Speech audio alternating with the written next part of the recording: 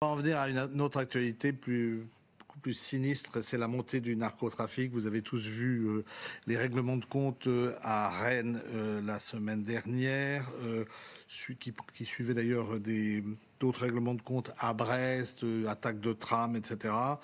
Qu'est-ce que ça vous inspire, Laurent Wauquiez, que vous avez accueilli cette semaine? On a parlé.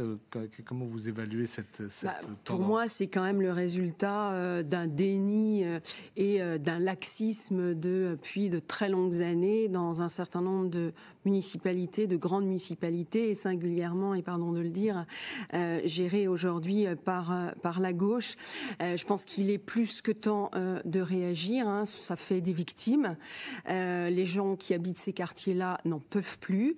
Donc le gouvernement a pris des mesures. Il y a une loi qui a été adoptée au Parlement. J'espère que les moyens suivront et que surtout les résultats suivront. Moi, je pense qu'il faut rien laisser passer. Beaucoup, Ça démarre. Je pense qu'il faut rien laisser passer. Essayer de comprendre les phénomènes. Moi, je m'interroge de savoir comment il se fait que de plus en plus de personnes consomment de la drogue. S'il n'y avait pas de consommateurs, il n'y aurait pas de vendeurs.